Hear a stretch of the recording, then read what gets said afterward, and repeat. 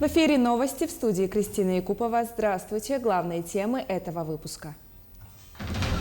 Резиденты территории опережающего развития Южной Якутии создали более 7,5 тысяч рабочих мест в республике. Якутяне рассказали, как готовятся к Новому году. Новогодняя открытка. Телеканал «Якутия-24» совместно с Русским драмтеатром имени Пушкина подготовил для телезрителей музыкальное представление.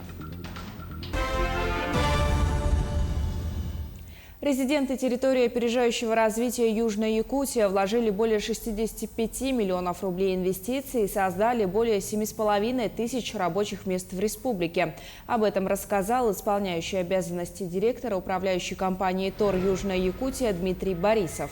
Он также отметил, что резидентами в Нерюнгринском районе являются 18 предприятий с общим инвестиционным портфелем в 111 миллиардов рублей.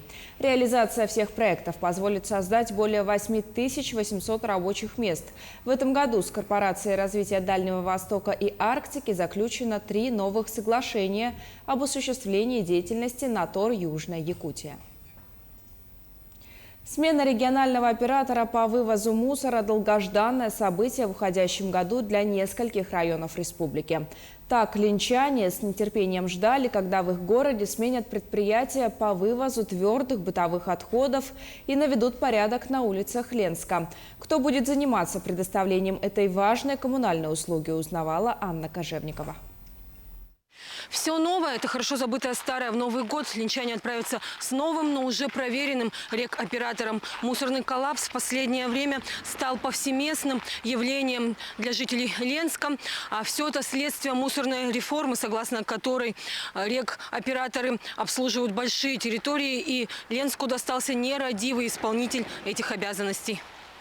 Как мы сообщали ранее, МинЖКХ республики признали ошибочным решение отдать в одни руки сразу несколько улусов, так как площади у нас большие и населенные пункты разбросаны друг от друга на приличные расстояния. Общество с ограниченной ответственностью МПЖХ, занимающееся вывозом ТБО сразу в 7 районах, показало свою несостоятельность. Большое количество жалоб в их адрес привели к определению нового рекоператора. Согласно новому проекту территориальной схемы по обращению с отходами ТКО на территории РСЯ, в каждом районе выбирается свой региональный оператор. По итогам конкурса выиграла ООО «Профи», но до Нового года, пока вывозит мусор МПЖХ «Город Мирный», с 1 января планируется уже работа нового оператора. С предприятием Людмилы Овчинниковой ленчане знакомы давно. После мусорной реформы 2019 года, когда подрядчиком регионального оператора выступала именно ее фирма, у жителей Ленска не было жалоб по поводу несвоевременного вывоза твердых бытовых отходов. Техника у нас вся сохранилась, она у нас просто законсервирована стояла на целый год. Поэтому сейчас мы ее приводим, вернее, мы уже ее практически всю привели в порядок. Люди у нас набраны, коллектив у нас практически остался прежний. К сожалению, в территориальной схеме по Ленскому району значится сейчас 2 поселения крупных. Это Витим-Пеледу и город Ленск.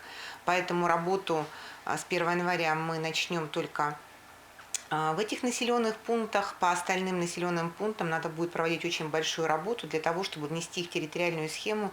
О расчетно-кассовом центре информация будет сообщена дополнительно, так как сегодня предприятие только разрабатывает тариф. И он еще должен быть защищен Госкомитетом по ценообразованию. Заявки на вывоз мусора можно подавать по номерам 4 37 90 4 26 56. Мусорные контейнера в этот раз МПЖХ обязались оставить в пользование собственников домов, так как за 3 года они оплатили их стоимость. Поэтому для жителей Ленска смена рекоператора должна пройти безболезненно. Анна Кожевникова, Виталий Андреев, Ленск. В канун Нового года все мы становимся немного детьми. Очень уж хочется хоть на секунду поверить в сказку. Или создать ее в квартире, у дома или во дворе. Многие так и поступают, даря новогоднее настроение семье, соседям, друзьям и просто прохожим. Это слепил наш друг Юрий Константинович Винокуров. Творческий человек, оказывается. Мы его узнали еще с этой стороны. Вот. Воодушевился он снеговиком, а потом решил еще и символа года слепить. Вот. Ну, для души, для поднятия настроения в наши морозы крепучие, крепкие такие сильные морозы нынче. Вот пусть гости радуются. Мы, гости, что пожелать всем. Пожелать всем хочу в новом году только крепкого здоровья. Новый год – самый любимый праздник во многих семьях из-за атмосферы волшебства. Наши коллеги из Нерюнгри побывали в гостях у семьи Лазаренко и узнали об их праздничных традициях. Вешай туда. Не, вешай одну эту иголку. Дружная семья Лазаренко в предновогодние морозные дни собирается дома вместе и начинает готовиться к празднику. Квартира сверкает и пахнет мандаринами. Настроение поднимается и чувствуется приближение праздника. У нас одна из традиций – это обязательно каждый год мы собираемся все вместе, наряжаем елку с детками. Детки обязательно участвуют, выбирают игрушки. Каждый год мы выбираем цветовую гамму новую, опираясь на то, какой год будет. То есть в этом году год водяного тигра. Соответственно, мы выбрали такую серебристо-сине-голубую гамму, ездили с детками, они все это выбирали вместе с нами, все дружно участвовали. Теперь, собственно говоря, наслаждаемся результатом. Сестрички Каролина и Милана уже отметили свои утренники в детских садах. И сегодня с радостью снова надевают свои праздничные образы дома, повторяя любимые строчки новогодних стихов и песен. На столе свитя, полочная часа, время верить в чудеса.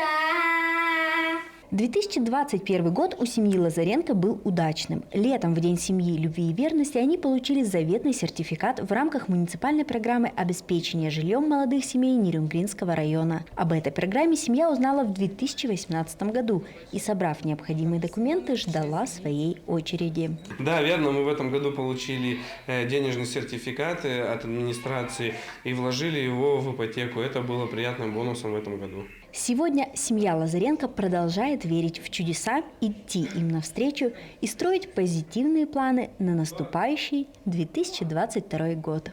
Екатерина Павлова, Захар Головин, Нерюнгри.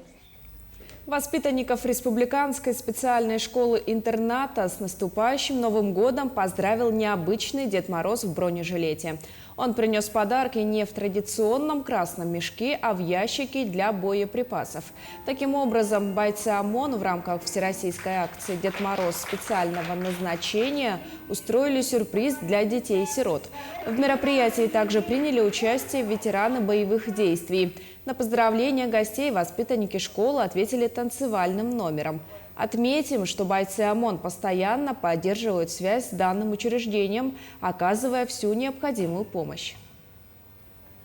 Данная акция Всероссийская Росгвардии направлена на детей-сирот и детей, оставшихся без попечения родителей.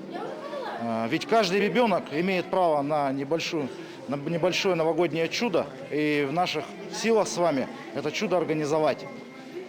Главное быть неравнодушным и искренне поделиться частичками тепла с теми, кто в этом особо нуждается. А в Алдане впервые общественная организация «Дари добро» провела благотворительную акцию «Елка добра». Красавицу для детей, оказавшихся в сложной жизненной ситуации, нарядили сверстники, а подарки ребятам приготовили предприятия и организации. Подробности у Татьяны Вахниной. Третьеклассники школы с углубленным изучением отдельных предметов пришли в общественную организацию «Дари добро» не на праздник. Ребятам предстоит нарядить елочку.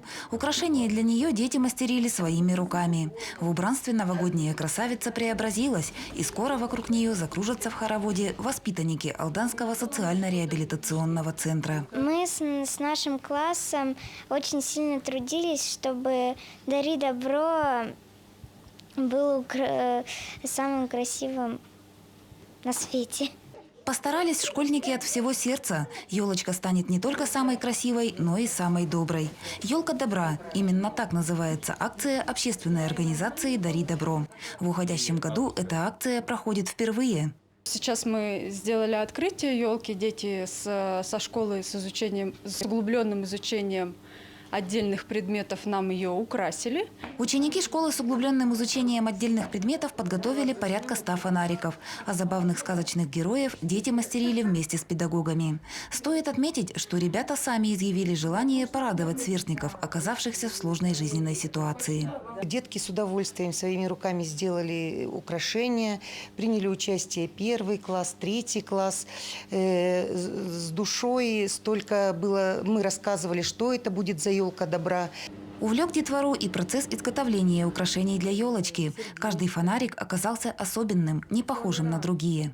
Вспомнили, как раньше сами украшали, да, не покупными игрушками, а именно всю душу вкладывали в игрушку. И тем самым часть своей души, теплоты было в этой игрушке. Поэтому вот я думаю, что это здорово, что есть такая акция. В канун Нового года общественная организация «Дари добро» традиционно запускает несколько акций. К ставшим традиционными проектам год от года присоединяется все больше алданцев. Сейчас у нас финишировала акция «Подари игрушку детям». И очень рады, что откликнулось очень много алданцев. У нас в 6 магазинах стояли наши коробки для сбора игрушек. И очень многие нам помогли в этой акции. Много было участников. Пора утренников в разгаре. Всего в праздник общественная организация одарит добром и радостью порядка 150 детей и подростков. Татьяна Вахнина, Георгий Баранов, Александр Лукин, Алдан. Телеканал «Якутия-24» совместно с Русским драматическим театром имени Пушкина подготовил для телезрителей подарок – музыкальное представление «Новогодняя открытка». Это первый такой совместный опыт работы труппы театра и телевизионного коллектива. Буквально за неполный месяц удалось отснять яркое зрелищное действо. История любви, ожидание предновогоднего чуда, где героями выступают не только артисты, перемежаются популярными песнями 80-х, 90-х годов.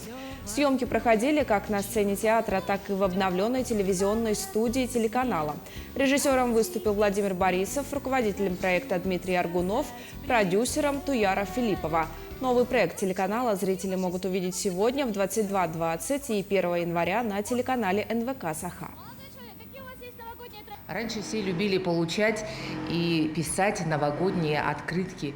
И мы решили вспомнить эту давнюю традицию и подарить нашим зрителям яркую, красивую музыкальную открытку. И в нашем представлении будут участвовать очень известные в республике люди. И не раскрывая всех секретов, скажу, что вы увидите еще наших ведущих в необычном для них амплуа. Ну а кто был Дедом Морозом и Снегурочкой, вы узнаете уже совсем скоро. У меня на этом вся информация. Мы следим за развитием событий.